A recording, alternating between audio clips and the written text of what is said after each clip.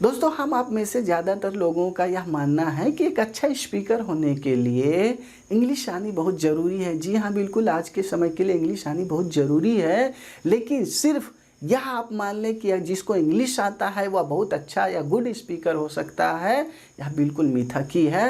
यह बिल्कुल सही हो ही नहीं सकता है दोस्तों, इसलिए क्योंकि इंग्लिश एक भाषा है। और याद रखिए, भाषा का इस्तेमाल दोस्तों हम अपनी चीज़ों को सामने वाले के सामने अभिव्यक्ति के रूप में प्रस्तुत करते हैं। और भाषा भी एक तरह से संकेत ही होता है जिसको हम आप बोलते हैं।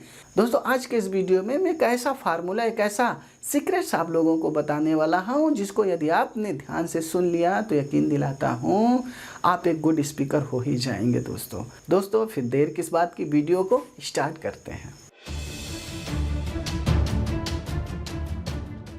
दोस्तों, वर्बल और नॉन वर्बल दोनों एक दूसरे से जुड़े होते हैं, दोनों को आप अलग कर ही नहीं सकते हैं। लेकिन हम आप में से ज़्यादातर पूरा समय अपना अंग्रेजी सीखने में लगा देते हैं या भाषा सीखने में लगा देते हैं। हम अपने नॉन वर्बल कम्युनिकेशन को इम्प्रूव ही नहीं करते हैं, जो हमारे कम्युनिकेशन का सबसे बड़ा पार्ट होता है दोस्तों, नॉन वर्बल कम्युनिकेशन। दोस्तों, नॉन वर्बल कम्युनिकेशन की जो सबसे बड़ी विशेषता होती है कि यह रिपीटेबल होती है। जी हाँ, जब आप वर्बली कुछ बोल रहे होते हैं तो उसको वह रिपीट करता है। एग्जाम्पल के तौर पे कि जब कोई बच्चा कुत्ता देखता है, कोई जानवर देखता है, तो अपनी मम्मी या अपने घर वालों से क्या बोलता है कि मैंने बहुत बड़ा कुत्ता देखा। तो जब देखता है तो उसके साथ वह क्या करता है, हाथ फैलाता, इतना बड़ा था या उतना बड़ा था। क्या करता है बच्चा, ऐसे ही तो करता है। जब किसी चीज़ को वो देखता है, कोई बड़ी चीज़ उसके लिए दिख जाती है, तो ऐसे ही बोलता है अपने परिवार से या अपनी मम्मी से, डैडी से कि मैंने एक बहुत बड़ा कुत्ता देखा। भाई, एक तो तुम बोल ही रहे हो बड़ा, दूसरे साथ हाथ भी फैला रहे हो, तो क्या ये रिपीट कर रहा है, आपकी बातों को बता रहा है।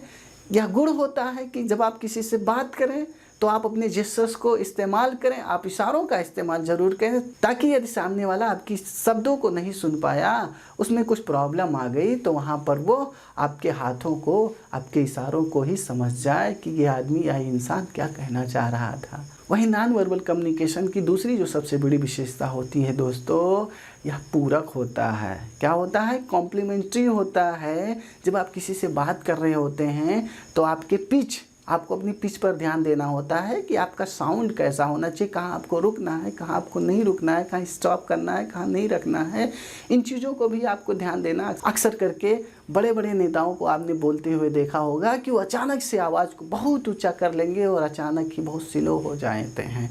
तो यह कॉम्प्लीमेंट्री होता है आपकी शब्दों को और प्रभावित बनाने के लिए। दोस्तों, यहाँ पर आपको अपनी पिच पे सबसे ज़्यादा ध्यान देना होता है। एक बेहतरीन लीडर के लिए जो सबसे बेहतरीन अंडरस्टैंडिंग होनी चाहिए कि वह अपने पिच पर सबसे ज़्यादा वर्क करे। यदि आपकी पिच अच्छी है, आप अपने शब्दों को ऊपर नीचे कर लेते हैं और उसमें कुछ अलग तरह से अपना एंगल अपना लेते हैं, तो यकीन दिलाता हूँ दोस्तों, आप काफ़ी चीज़ें इम्प्रूव कर सकेंगे और एक अच्छे लीडर की गुण आप में आसानी से आ सकेंगे। दोस्तों, यदि वहीं नॉन वर्बल कम्युनिकेशन की तीसरी विशेषता की बात की जाए तो यह वैकल्पिक होता है, अल्टरनेटिव होता है। अल्टरनेटिव ऐसे समझ सकते हैं कि आप मान लीजिए कहीं रोड से जा रहे हैं, आपके बगल में कोई बुजुर्ग गुजर रहा हो सड़क से, तो क्या होता है, यदि मान लीजिए कि उस बंदे का कोई सामान गिर जाए और वह आपकी तरफ देखे, आप समझ जाते हैं कि वह क्या कह रहा है। क्योंकि वह बुजुर्ग है, हो सकता है वह सामान को ना उठा सके, तो आप उसको सामान दे देते हैं। उसके बाद वह सिर्फ मुस्कुरा देता है। मुस्कुराने से ही आप समझ जाते हैं वह थैंक यू बोला है। कभी कभी क्या होता है, अगर किसी लड़की का सामान आपने उठा के दे दिया और उसने मुस्कुरा दिया, तो फिर आपको लगता है अरे भाई अब तो काम हो गया। यह नॉन वर्बल कम्युनिकेशन की सबसे बड़ी विशेषता है दोस्तों कि यह वैकल्पिक होता है। आप मुस्कुरा देते हैं और सामने वाला समझ जाता है, आपकी इशारों को वो समझ जाता है कि साहब का मूड क्या है या सामने वाले का मूड क्या है। मुस्कुरा दे रहे हैं आप तो सामने वाला समझ जाएगा, हाँ भाई खुश है। यदि एकदम सैड है, एकदम से लग रहा है आपके चेहरे पर एकदम रौनक ही नहीं है, तो सामने वाला समझ जाएगा जरूर इसको जूते चप्पल पड़े होंगे। वहीं यदि दूसरे एग्जाम्पल के तौर पे देखा जाए तो अक्सर करके यह देखा जाता है कि जब शिक्षक पढ़ा रहा होता है और कोई बच्चा किसी भी प्रकार की शरारत कर रहा होता है और शिक्षक सिर्फ और सिर्फ उसकी तरफ देख लेता है, तो स्टूडेंट समझ जाता है कि सर क्या कहना चाह रहे हैं। तो यह नॉन वर्बल कम्युनिकेशन की सबसे बड़ी विशेषता है कि सामने वाला आपके इशारों से समझ जाए, आपके मुस्कुराने से ही समझ जाता है और आपके इशारों से ही समझ जाता है कि सामने वाला हमसे क्या कहना चाह रहा है। तो यह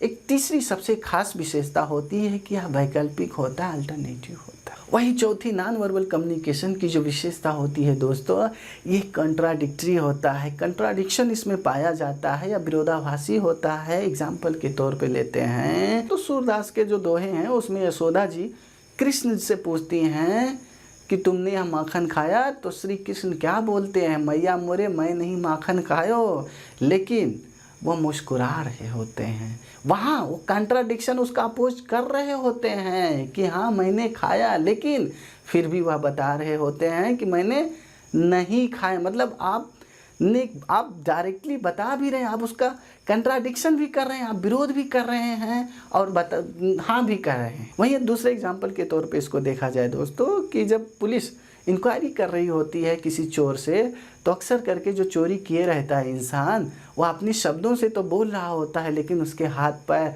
उसके हाव भाव या बिल्कुल बता रहे होते हैं कि उसने चोरी किया है। इसलिए नॉन वर्बल कम्युनिकेशन को हमको बहुत इम्प्रूव करने की ज़रूरत होती है। एक गुड स्पीकर होने के लिए यह बहुत ज़रूरी हो जाता है दोस्तों कि शब्दों के साथ साथ आपको अपने नॉन वर्बल कम्युनिकेशन पर सबसे ज़्यादा ध्यान देने की ज़रूरत होती है। दोस्तों एक कामयाब इंसान वही हो सकता है जो हर एंगल से सभी चीज़ों पे सुधार करे। याद रखिए नॉन वर्बल कम्युनिकेशन और वर्बल कम्युनिकेशन बिल्कुल एक दूसरे से अलग नहीं होते। यदि आपने इन दोनों पर सही से रेगुलर बराबर से काम किया तो याद रखिए दोस्तों आप गुड स्पीकर हो ही जाएंगे। आपको कोई रोक ही नहीं सकता एक अच्छे लीडर बनने से।